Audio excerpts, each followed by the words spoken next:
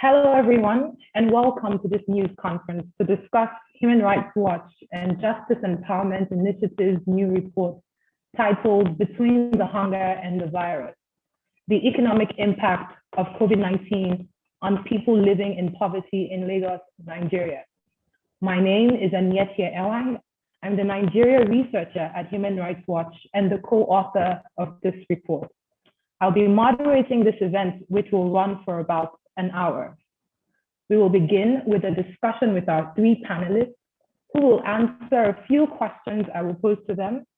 This will last for about 30 minutes, after which we will open up the discussion for more questions or comments from the audience. During the discussion, please use the Q&A function below to send your questions in order for us to answer them. And if you're willing to identify yourself and your institution in your question, please do so. But however, note that this is not a requirement. Also note that the discussion will be recorded and live streamed on YouTube. Now I have the pleasure of introducing our panelists. First, we have Mohammed Zana, a member of the Nigerian Slum and Informal Settlements Federation, which is a movement of urban poor communities, mostly in Lagos, who have come together around common challenges and a collective aspiration to build more inclusive, resilient, and habitable cities. Zana has been a member of the Federation since 2014, and he is the coordinator representing the Riverine Arewa community in Takwa Bay. He is also a community paralegal and a co-founder of a disability rights group in Lagos called the Physically Challenged Empowerment Initiative. Zana and other members of the Federation were instrumental in connecting us with members of various urban poor communities in Lagos who offered us their experience during the research. Next up, we have my colleague, Jim Wormington, a senior researcher in the Africa Division of Human Rights Watch, and also a co-author of this report. Finally, I have the pleasure of introducing Apera Iowa, who is the national coordinator at Nigeria's National Social Safety Net Coordinating Office, NASCO. In this role, Apera leads and coordinates the development and management of Nigeria's social register for the poor and vulnerable. And he provides oversight and coordination for the implementation of key government social protection programs, including Nigeria's cash transfer program. Now, before I turn to our panelists, I'd like to kickstart the discussion by saying a few words on the significance of this research. When COVID-19 broke out, for many people in Nigeria, especially those in densely populated places like Lagos, there were fears and concerns around the health impact on the virus and the ability of Nigeria's healthcare infrastructure to respond adequately. But soon after the pandemic, began to take its toll, and the authorities also began to roll out measures, including a 5-week lockdown to curb the spread of the virus, it became clear that for many people, especially those living in poverty, the real impact of the pandemic was economic. The World Bank forecasted in January of this year that the pandemic will result in an additional 10.9 million Nigerians entering poverty by next year. Now, we already have a situation where 40% of Nigerians, which is about 83 million people, already live below the national poverty line on less than $1 a day. The World Bank has also found that there will be a disproportionate share of those pushed into poverty by the crisis in urban communities. We're talking about urban households in densely populated places like Lagos. Lagos has a population of over 20 million residents, and about 85% of them live in slum communities around the mega city. There are already existing high levels of poverty in the state, and majority of the residents work in the informal sector. Many of them as vendors, hairdressers, taxi drivers, street traders, name it. So when you have a combination of poverty, reliance on the informal economy, which was disrupted by the pandemic, and the relatively high cost of living in places like Lagos, people in the state were set to be hit hard by the pandemic. And it was against this backdrop that we undertook our research. For us, it was important to understand and accurately describe the impact of COVID-19 on people living in poverty in informal communities across Lagos, and to also understand the extent and the effectiveness of government responses so that we could offer recommendations that ensure people can navigate the pandemic's impact in dignity.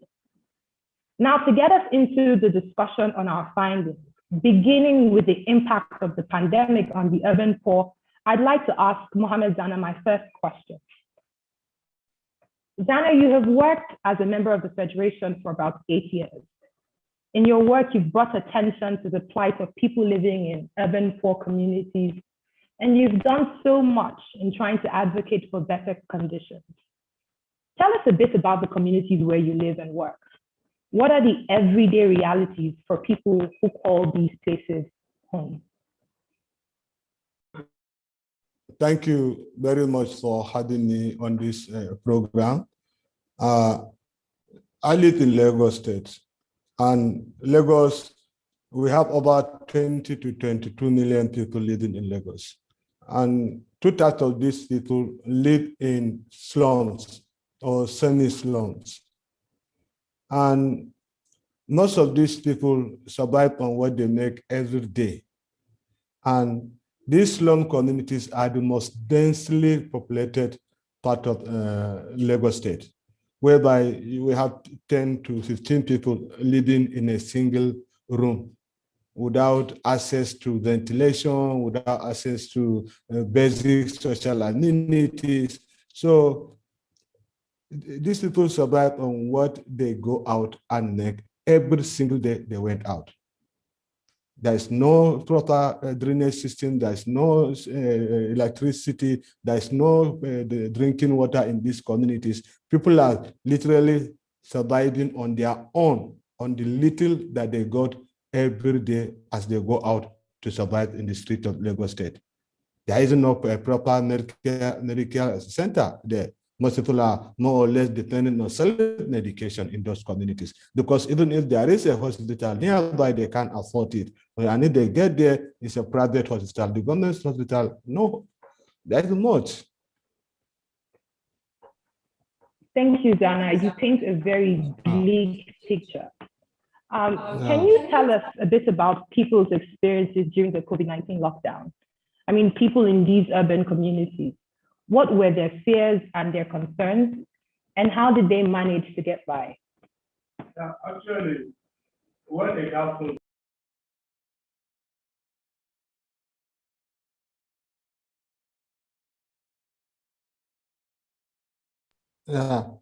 actually, when the COVID-19 came in and the lockdown that follows, we find ourselves in between the frying pan and the fire. If we jump from the frying pan, we fall into fire, because 5 days of lockdown and restriction of movement is more or less a death sentence to the poor people that survive on what they make every day as they go out. And then they talk about the COVID-19 protocols, the social distancing. How do we social distancing when we live 15 to 20 people in a single room? How do we, at a certain time, the government said there should be self-isolation. How do you self-isolate when you live 15 to 20 people in a single room? So the lockdown that followed was actually a death sentence to many of us, as communities start to fight over palliatives that our organization was trying to assist people living with disability. People with ability are fighting over this kind of thing. So it is really devastating, because the people are not prepared for the lockdown. The government did not do enough to make sure that people are mentally and socially prepared for the lockdown that they are putting in place.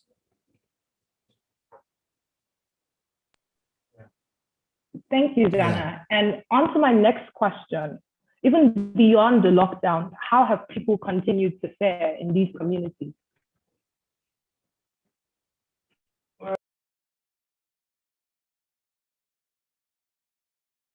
It is worse, because most of the members of our community, some have like 2,000 naira, their whole capital of survival is 2,000 naira, which they go out to the market, buy and sell, and get enough to come back to feed their family. But during the 5 week of lockdown, everybody wasted every little penny they have trying to send for themselves. So by the time the lockdown is over, there's nothing to start with.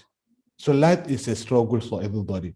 And there isn't any support coming from anywhere. So surviving both the COVID-19 lockdown and first COVID-19, like every step of the way, things start to get worse and worse for our communities. We can't social distance. We can't self-isolate. We don't have proper sanitation facilities by the government in our communities. So surviving after the lockdown is still another huge challenges for people that survive until they will make a day, and now they don't have the capital to start their life all over again. So still many people are out there whose lives are still on standstill and are begging to survive. Thank you very much, Dana. That's a very powerful, experience that you've laid out for us. Now, the authorities sought to respond to the impact of the pandemic with a number of measures. What is your perspective on their response and the impact that it had in the communities where you live and work? Yeah, unfortunately, over time, history has shown in Nigeria, government palliatives and soft loans and empowerment plans only goes to party members and their cronies. In order for you to access this government palliative, you need to be a party member of the ruling party of that state. So at the end of the day, the government palliative was shared in party vehicles going around to party members, and the larger society are caught up from that very palliative and the support that's supposed to come from the government. But when one is elected as a president or a governor or a chairman, it's no longer representing the party. It's now representing the society at large. Whatever plan should go to everybody.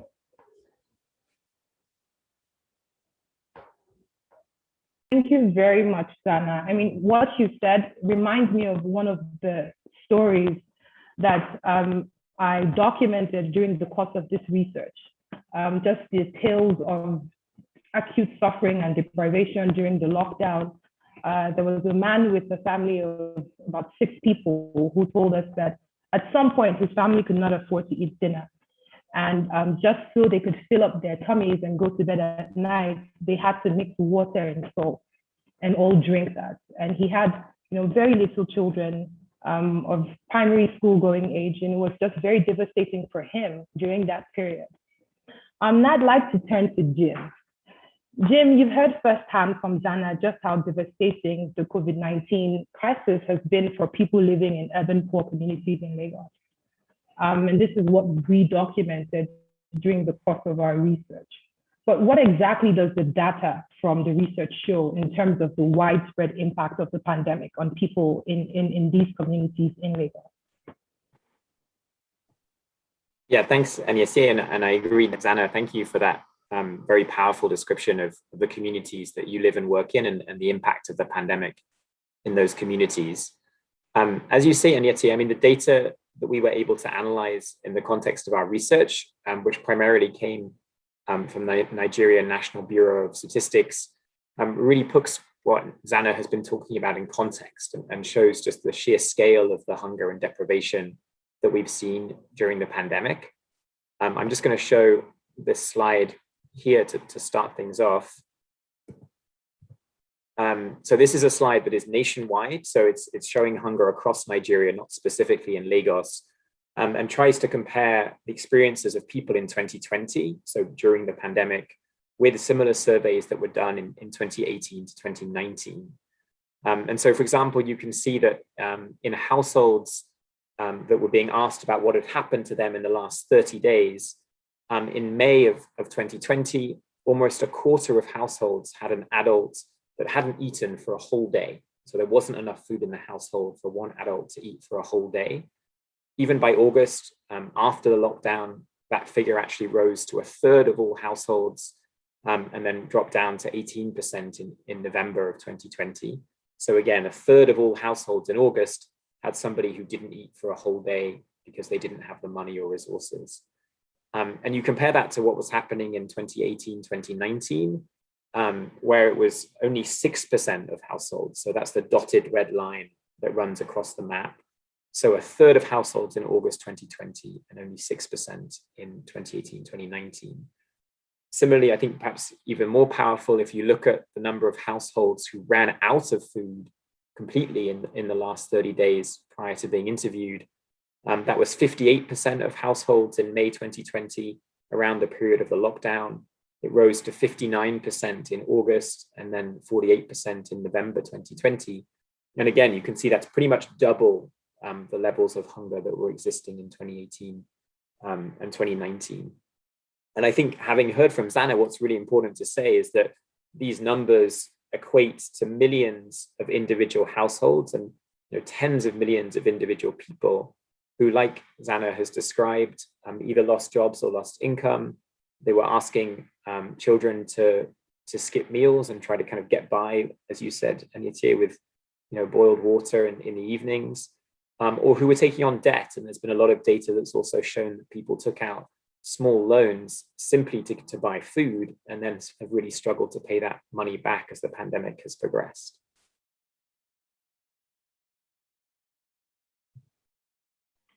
Thank you very much, Jim. I mean, I think it's safe to say that the federal and the state government sort of had an idea this was going to happen when they started to institute measures to curb the spread of the virus. And they did make, promises that they would ensure people could get through this time, fairly easily. To what extent did this support that the federal and state government sought to provide really go to help people? How many families were able to really benefit from the assistance? Yeah, I think it's really important to say at the beginning in response to that, like you said, that I think the federal and state government in Lagos State specifically, pretty early on recognized that this was going to be an economic pandemic as much as a health pandemic in many of the communities that Zana has described. And it's also true that governments have faced a real challenge in responding to the economic impacts of COVID, partly because COVID has led itself to an economic downturn and recession. That obviously means that governments have less money that they can spend in responding, but also because, primarily it's a health crisis. And so people and governments have been really focused on increasing spending on health and emergency health response, and haven't necessarily either had the priority or particularly the resources to devote to the economic impact. But I think it's also really important to say in somewhere like Nigeria, that kind of what was happening prior to the pandemic and the long-term underinvestment in social safety nets, the kinds of benefits that people get when they lose their job, or when their income goes down, or when they have children who need feeding, those kinds of benefits just didn't really exist in the system, either in Lagos or in Nigeria more broadly, prior to COVID. And what that means is that when you have a crisis and when you have a system that needs to react and respond, if you don't have those benefits and those systems in place beforehand, it's much harder for the government to do the kinds of responses that are necessary.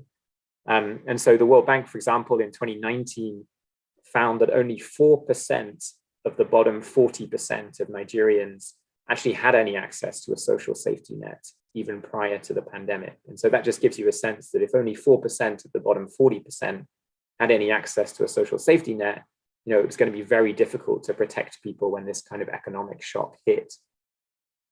And that's meant, as you said, that people really haven't seen, from among the interviewees and the people that we've spoken to, they really haven't seen much government assistance. And just to show another chart, this is again nationwide data from the National Bureau of Statistics. On the left, you can see that that's that same figure in red as the number of households that were running out of food in the last 30 days in May 2020, in August 2020, in November 2020, basically half or more of households. And then in purple, it's the number of households who received food assistance, not just from the government, but from anybody. So about 10% in 2020, about 4% in August, and about 1.2% in November. And then the pink is the number of households that received cash transfers, which were payments from the federal or state government to help people survive the economic impact of the pandemic. And you can really see that disparity. I mean, it's obviously very, very clear. And I think it's, we're going to hear from Mr. Opera in a minute. And from my perspective, sure, this is about the government's economic response to COVID specifically, but really it's about the problems that existed prior to the pandemic and the lack of any real system to help people that lose jobs or lose income. Just briefly to say, Lagos itself, and maybe we can talk about that more in a minute, but if you looked at this graph for Lagos, it would probably be even worse because Lagos was one of the wealthier states in Nigeria, despite having really high levels of urban poverty. And so it got even less of federal assistance than other states. But maybe I'll leave it there for now. Thanks, Jim. And I'll just go on with my very last question to you. And this is more forward-looking. What, in your opinion, and from the recommendations in the report, are we pushing for in terms of change? What needs to be done going forward to change the situation for many urban poor families in Lagos and many cities like Lagos who will be or might be dealing with the same situation of hunger and extreme deprivation?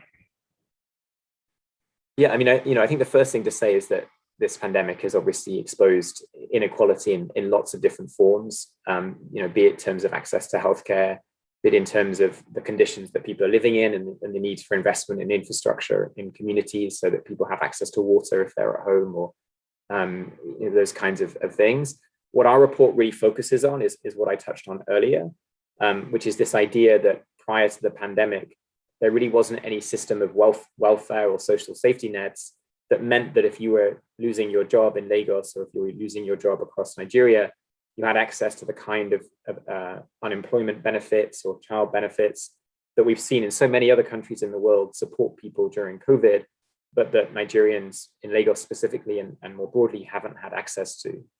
And I think it's really important as we talk about that to draw the distinction between the really important and essential social assistance efforts that we have seen during the pandemic, things like cash transfers that have been paid to poor families, things like food assistance, and what we're really recommending in this report, which is a much kind of longer term and more systemic investment in social protection and social security.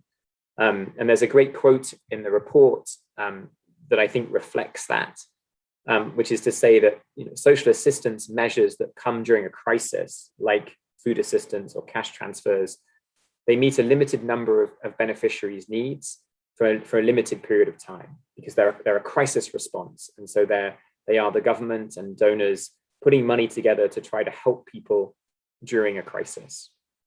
But a social security system is creating a system where everybody has the right to something. So for example, if I lose my job, I have the right to get payments from the government or insurance that I've paid into that allows me to survive when I lose my job. Or similarly, if I know I have a certain number of children and I don't have the means to support those children, then I have the right to get those child benefits that allow me to live in dignity, even outside of a crisis.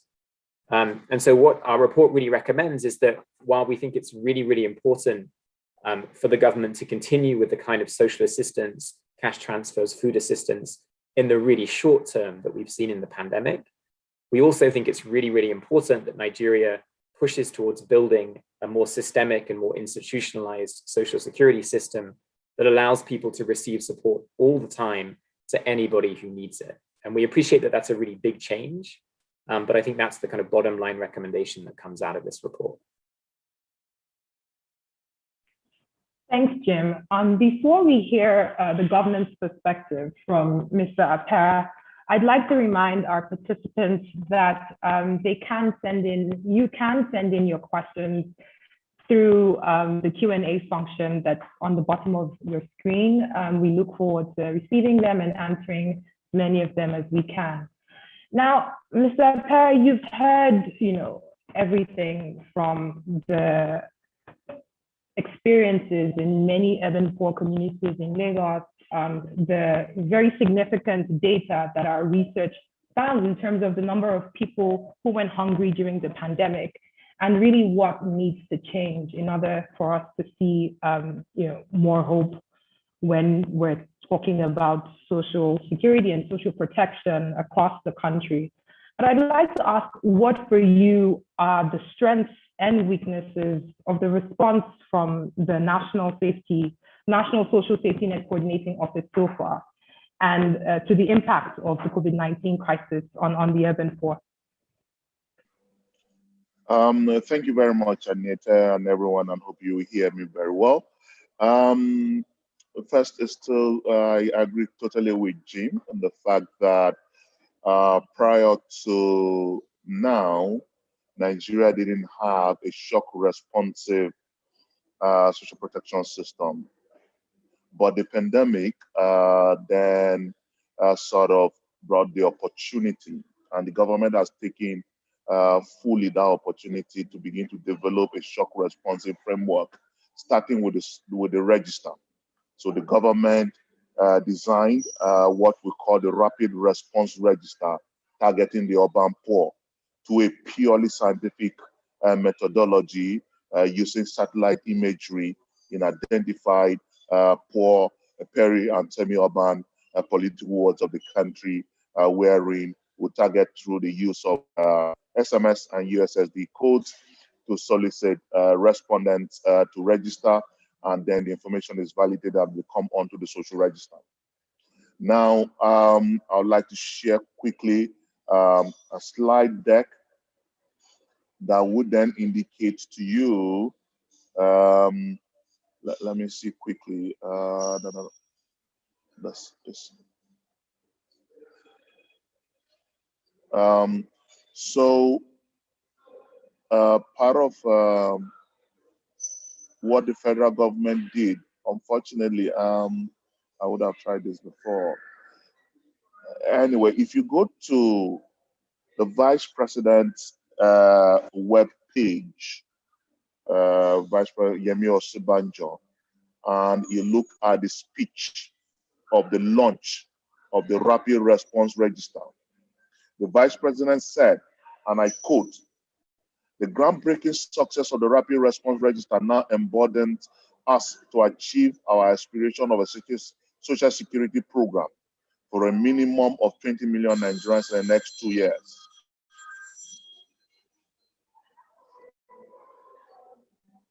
This will be the largest of its kind on the continent. This is a list from the perspective of this tested approach, now well within our reach. The only constraint, of course, is the funding, which we must look for because the country deserves a social security system. Now, I'd like to stop the quote from there to emphasize 2 points. One is stated by Zana and the other by Jim. First, the lack of a social security system for Nigeria, social safety nets, wherein people or Nigerians who are made further poorer by incidents or economic shocks such as the pandemic can quickly latch onto for help, but also the fact that it is very difficult to reach the poor and vulnerable, in the sense that previous efforts, as noted by Zena, has always been top-bottom, wherein our principals, the politicians, and the government folks, we design programs and hand out the support, and by the time the support filtered down to the poor and vulnerable, pass through a lot of channels. Most of these channels are by political office holders who, rather than push it to where it is deserved, it follows political patronages. However, with the establishment of the National Social Safety Net program, the federal government has deliberately taken the approach to the community.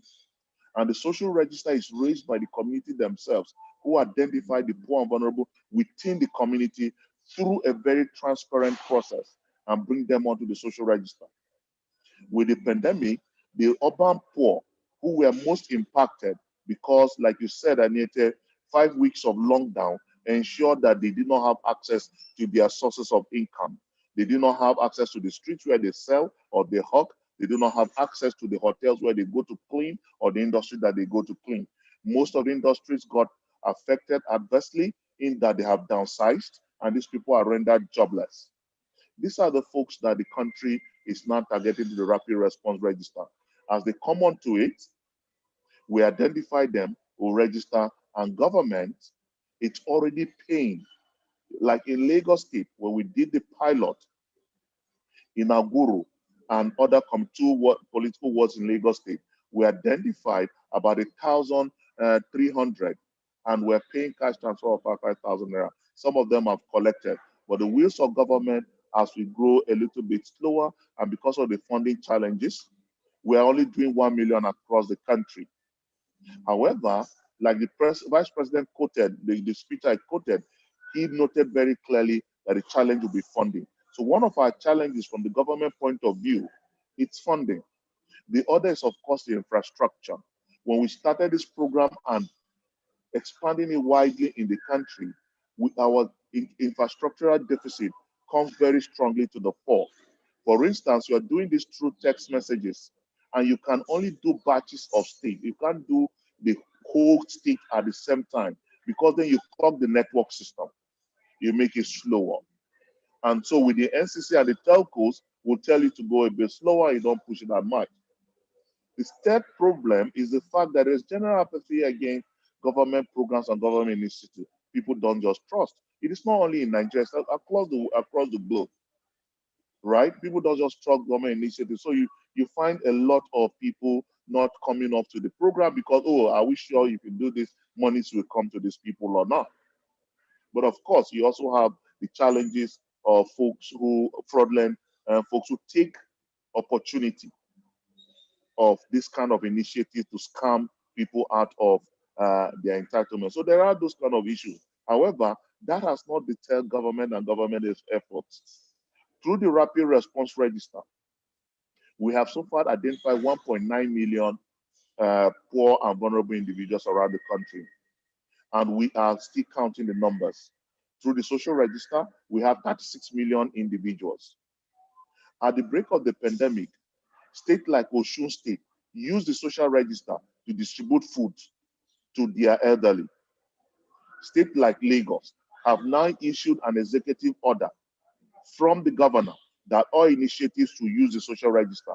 It then becomes a database that you are actually identifying the poor and vulnerable and giving them support. So gradually we're moving to where distribution of palliative and stuff is no longer around political lines and political patronages to the actually identified poor and vulnerable. So the challenges are there, but it's looking brighter and brighter every day. Thank you very much, Apara. That's a very interesting overview. And I'd just like to follow up with another question on really the lessons that you think can be drawn from the COVID-19 pandemic for the future in terms of how the federal and the Lagos state government should really use social protection programs to tackle poverty, especially in urban poor communities. I think the first thing to appreciate is the fact that the pandemic, as devastating as it was or is, has brought to the fore and to the knowledge of our principals the opportunity of using the instrument of social protection to tackle the poverty question in our country. It has also clearly brought the gaps within the structure and the system. The fact that we do not have a shock responsive program. It has also brought to the fore clearly the need to have a database that clearly identifies the poor and vulnerable. So when there are economic shocks, the first people that will be impacted are those already identified as poor and vulnerable, right? And then the others that are their poverty is occasioned because of the shock. And so there's also now a platform that you can quickly bring them on board and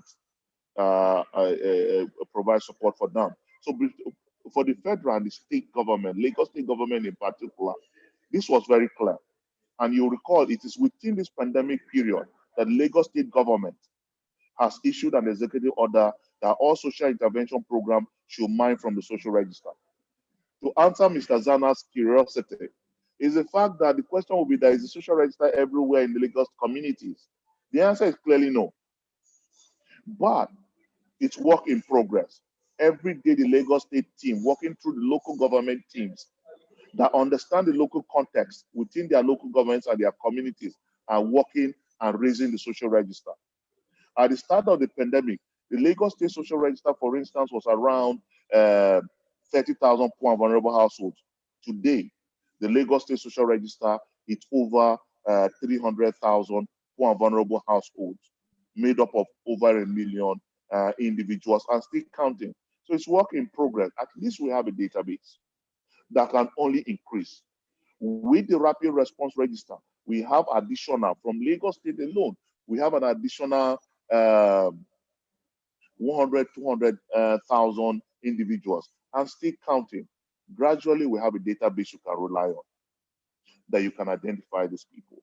So this, for us, in terms of managing the database, in terms of bringing clearly the need for a social protection system, the social security system, it's clearly an advantage. On the downside, many people have been affected, and government can begin to count the numbers. Government can begin to put the figures of the spend, and you can track it because you have an instrument where you can actually show clearly. Government now has a presence. In the Lagos State government, in the Ministry of Planning, sits the State Operations and Coordinating Unit headed by Kemi Adedeji, that you can actually relate with physically and go there and you can find out and you can work with. So government is now being that very open and transparent. So the pandemic itself called to question government efforts, and government responded adequately by providing this little, but at least some action. And like I said earlier, it's looking brighter and brighter every day. Thank you very much, Mr. Apera. I'd like to ask Dana the same question in terms of the lessons that need to be drawn from this situation and what he thinks needs to be done to essentially make sure that things change. And also to comment to some of what has been said in terms of the federal government efforts to ensure that there is a safety net of some sort that really attends to the needs of many poor and vulnerable across the country. Dana? Yeah, thank you very much, Annie. Actually, listening to Mr. Apara, the system you use, working with state government and local government, that is where the problem actually is. Because the state government control the local government and the local government work with party affiliate only. And most of this data that you have now said are data of party members, not innocent Nigerians randomly.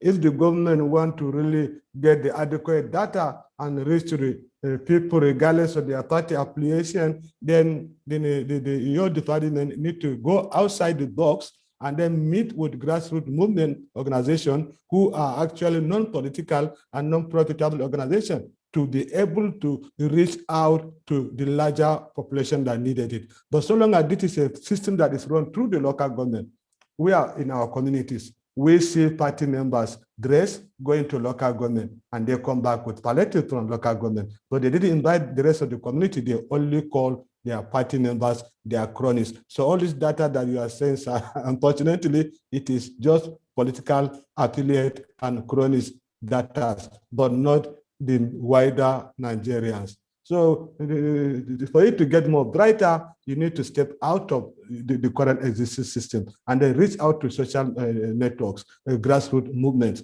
that are embedded in communities, working with communities. And we have the capacity to get you data, to do surveys, to do enumeration, to do whatever that government needs to assist the government to get the adequate data. But this direction that is the ministry is going, working with the state government and through the local government, it will never get to the accurate data, and all the people that would benefit it would only be political cronies and party members. Thank you, Dana. And I'd like to also call on Jim to respond to the same question and also provide any comments on Apera's response on the government's initiatives so far. Thanks, Enyetie, and thanks Pera, for joining today. We really appreciate the perspective that you're bringing. I just wanted to ask, so the programs that you talked about, for example, the Rapid Response Program, as you say, which is initially aiming to reach 1 million households nationwide, and then the other cash transfers that have been paid throughout the course of the pandemic, which have reached about 1 million households nationwide as well. As we've seen in the data that we shared earlier, that it's obviously a really small fraction of the people who really need assistance. And we've also seen, I think you've seen that and said that some of the infrastructure that's being built now, like the National Social Register or like the state level registers, has more people on those registers by far than the people who are actually receiving assistance. And so I wanted to ask you, what we're recommending in this report is that what happens is beyond the government creating kind of programs or initiatives that reach, say, a fixed number of people, like 1 million people, and that really the work that you're doing transitions into becoming a system of rights and entitlements that means that if you're on the database, and you are meriting assistance, you get it. It's your right to have it, however many people have been set aside by the government to reach.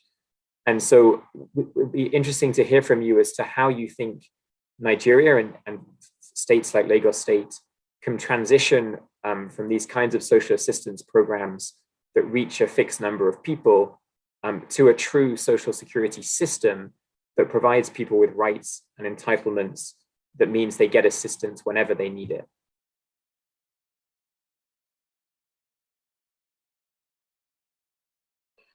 All right, Jim, thanks so much. I think the first thing to establish a direct answer to your question, 2019, January, at the Social Protection Cross-Learning Summit, the Vice President established the fact that social assistance, social protection, it's a right of the citizen.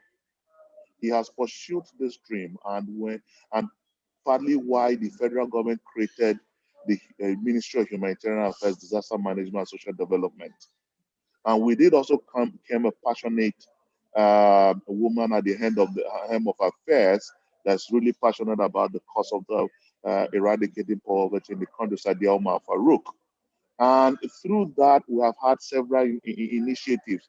And I just directed or subscribed to Yemi Oshibanjo's data page, wherein you access his speech at the launch of the Rapid Response Register, that it's a policy statement that the government is saying we have a scientific database that has been raised now that establishes the foundation of the start of the Nigerian social security system. The challenge, of course, is funding. And so government is establishing that. Now with the social register, it's the community members themselves that pick this poor and vulnerable. Because of this, we have built confidence in this system to an extent that it's not only the government that is using the social register to do programs for the poor and vulnerable. In Lagos State, the UNDP has mined 7,000 poor and vulnerable households within some of the communities within Lagos State and are giving them cash transfer. Only recently, as recent as I think by next week, they'll be paying about 3,000 households, small scale businesses in Lagos State, up to $500 each to support their businesses in the first 11 local governments that were hardest hit during the pandemic. And you can get this information with your contact reach to the UNDP on the SME program they are doing. The UN Women have mined 1,000 poor and vulnerable female-headed households. By female-headed household is defined as either a widow or a single mom. About 1,000 of them in Lagos State alone that they are paying cash transfer to. Now, if UN Women is using the register, UNDP is using the register, it shows at least the level of credibility of the register. And this is not only government. And across the country, you have 91,000 communities so far that the social register. In each of these communities, there's a harmonized list domiciled in the community that any COSO can find out and go to this community. And if you go to our website, www.nassp.gov.ng, you'll find the information of all the communities across the country. And you find the names of the community, you can go check it out yourself. This is the level of transparency in the integrity of the system, just to answer that question. However, more to your question, Jim, Nigeria is a huge country. We have a total of 200 million and counting. The recently poverty head count by the federal government, Bureau of Statistics, shows that about 82 million Nigerians are below poverty line. The social register alone now has about 35 million individuals. That's about 40% of the number. That's huge. And it's still counting. Now, if we concentrate effort only on those, and the multiplier effect, like you know, Jim, in countries like Brazil and elsewhere, where cash transfer multiplier effect has within the community by raising the demand, and therefore the supply coming in will have the impact. But government doesn't have this kind of resources, right? So we put this before the private sector. Tony Elumelu Foundation only recently accessed the social register and had given opportunity close to about 500,000 youths in the Tony Elumelu Foundation for youth and women to apply for startup opportunities, wherein youth who will be successful will get up to 5,000 US dollars to start their own businesses. In addition to UNDP, in addition to UN Women, in addition to other bodies. So CSO's philanthropy organizations are also free to mine this information. And it's free and it's accessible from the government portal that government gives access to for people to do this. So a little late, but it's a start. The Nigeria Cash Transfer Program is a little less than 4 years old compared to Brazil, that's 53 years old, or compared to US, Chile, and the other countries. So we are growing gradually. I know the confidence in government is as little as it's across the globe, but this government is shown.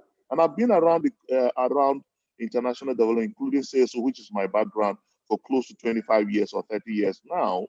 And I'll say this is by far the most ambitious investment in the poverty eradication, poverty alleviation initiative of any government in the history of this country. And the transparency of it goes for that to show. So Jim, a little small, but we're a big country. But at least we have somewhere to start from. We have the structure, we have the system, we have the database now.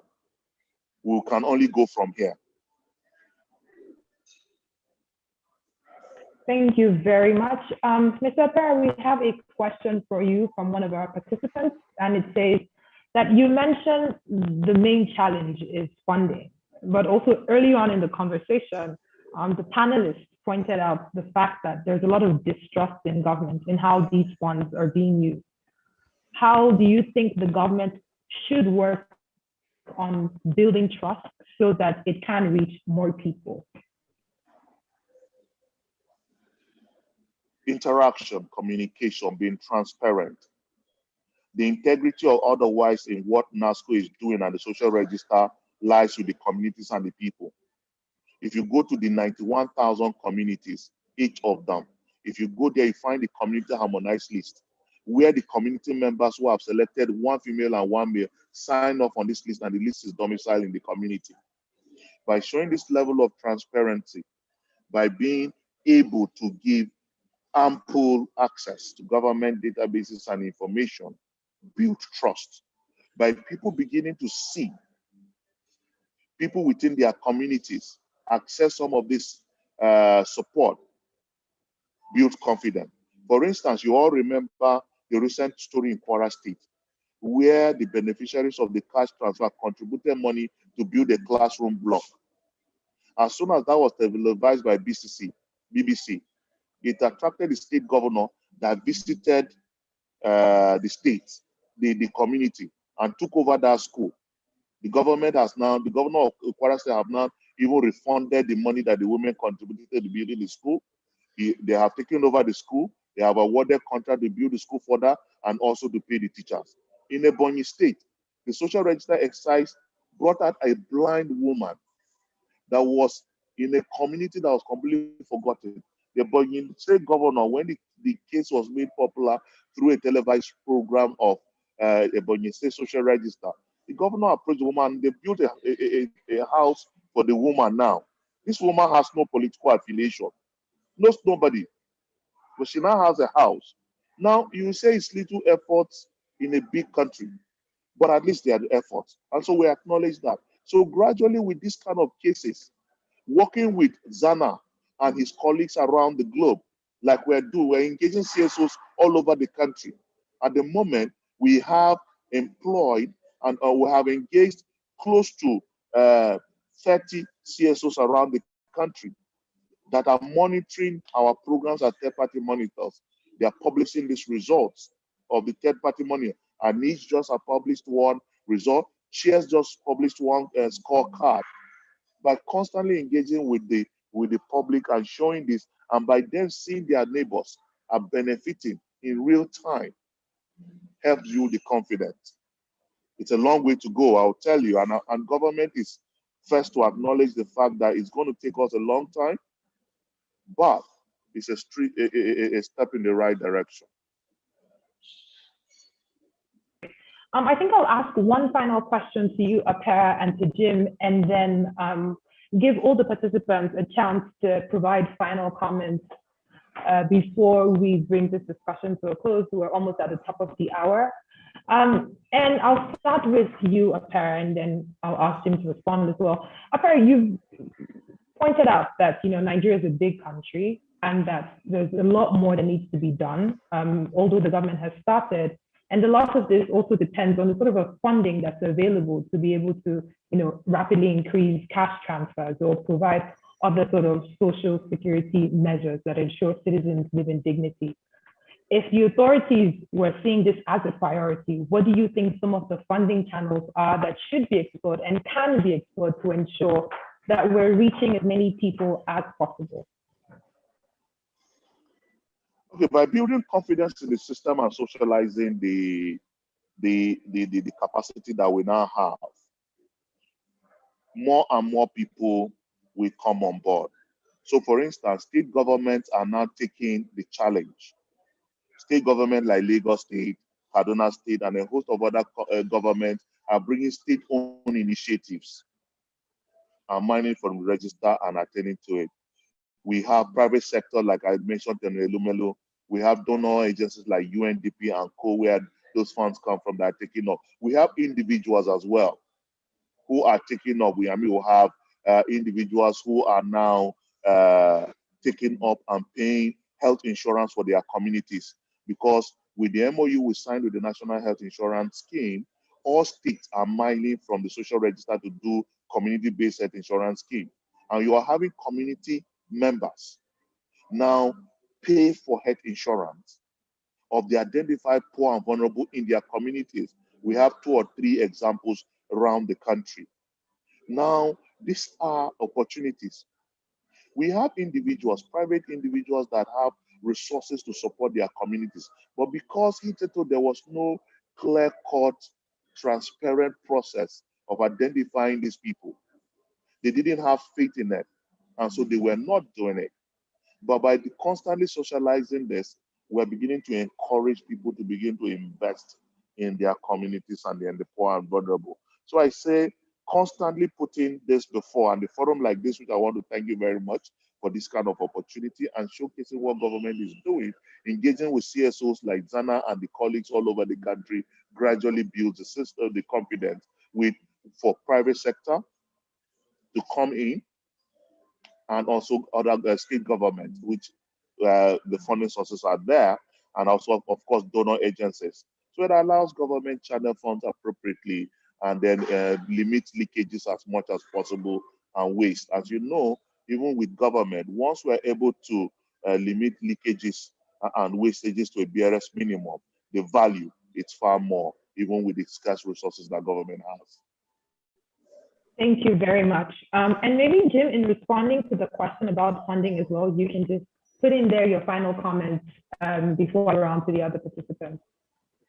Sure, thanks, Anissa, no problem. Yeah, I mean, I think the funding question is really critical. And I'll just say two things that our report talks about. I mean, I think the first thing, as Apera says, we really acknowledge that this is a massive challenge because of the size of Nigeria and the existing poverty levels. At the same time, our report says that we think there's a lot more that federal and state governments can do to prioritize funding for expanded social protection, expanded financial and benefits for communities like Zana's, and an investment in infrastructure in those communities too. And just to give a quick example of that from our report, as many of you know, Nigeria passed a kind of stimulus package in June 2020 to respond to the pandemic, where it's set aside 2.3 trillion naira, so $5.6 billion of different policy measures to respond to the economic impact of COVID-19.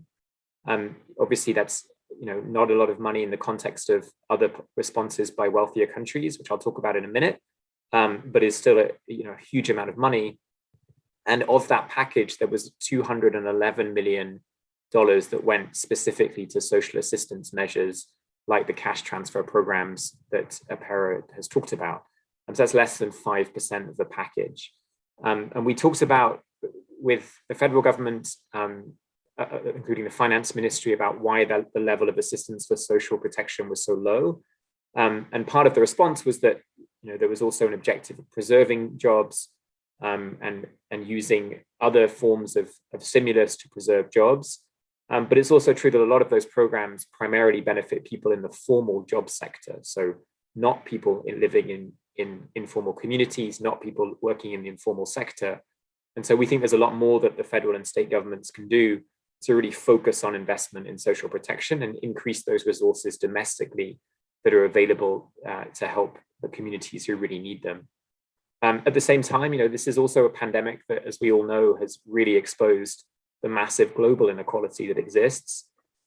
Just to give one figure on that, the International Labour Organization found in October 2020 that high-income countries had spent about 85% of total domestic spending in COVID response globally, even though those high-income countries make up only 16% of the world's population. So 85% of the spending for 16% of the world's population.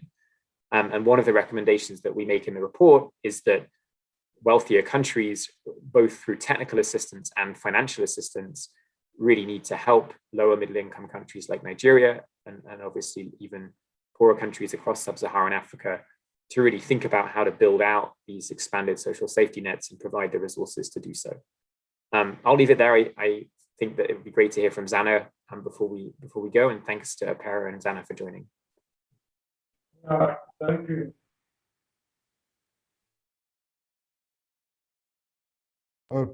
Thank you very much, Jim, for having me and giving us this wonderful opportunity. And I appreciate Mr. Apara for coming around and giving us his own side of the story from the government side. And as you said, Mr. Jim, we will be in another pandemic again, God knows when. But the important thing is building a foundation of a social network framework that can be able to address this kind of the situation. So we don't have to find ourselves in a similar situation again in the near future.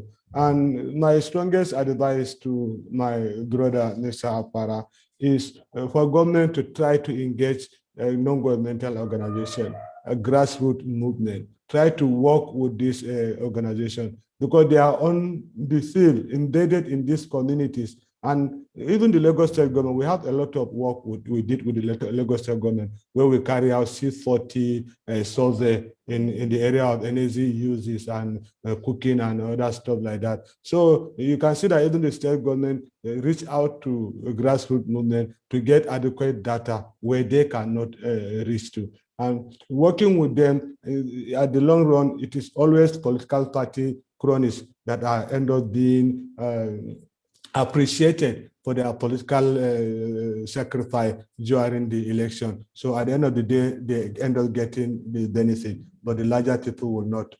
Try to reach out to grassroots movement and work with them for better result. Thank you, Zana. And I'd like to call on our para for final words and to bring this discussion to a close. Thank you very much, Anita, and thank you, Zana. Government will be first to acknowledge the fact that we need to do more. We are not so great at communication and media. We need to do more. We need to strategically begin to engage CSOs in dialogues across the country, media houses across the country, as often as we can, to put it out there and very clearly as well. It will take time to shift our attention away from politics and partisan politics, but it's a given in our country. However, I also ask Nigerians also give government a chance and begin to believe in some of the programs that we're doing. I mean, we are less than 4-5 years old of the cash transfer, paying 1 million people or slightly above that.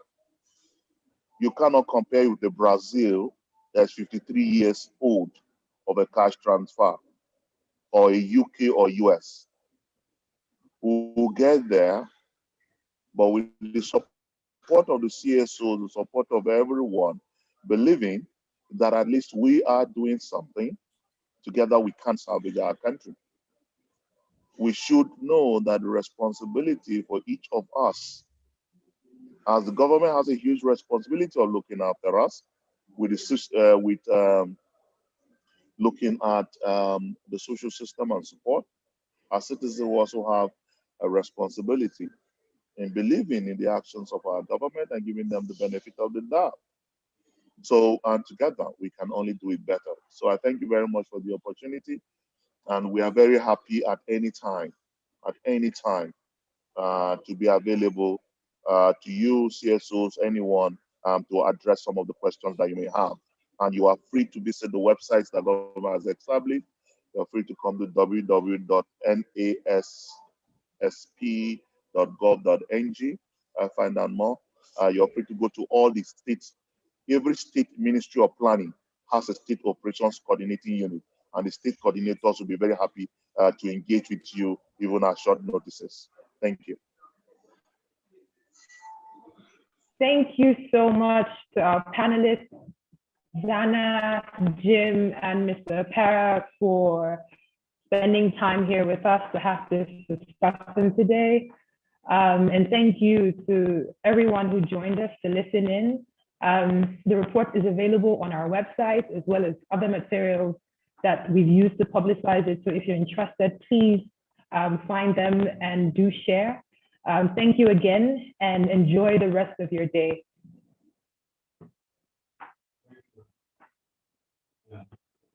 Thank you once again for having me.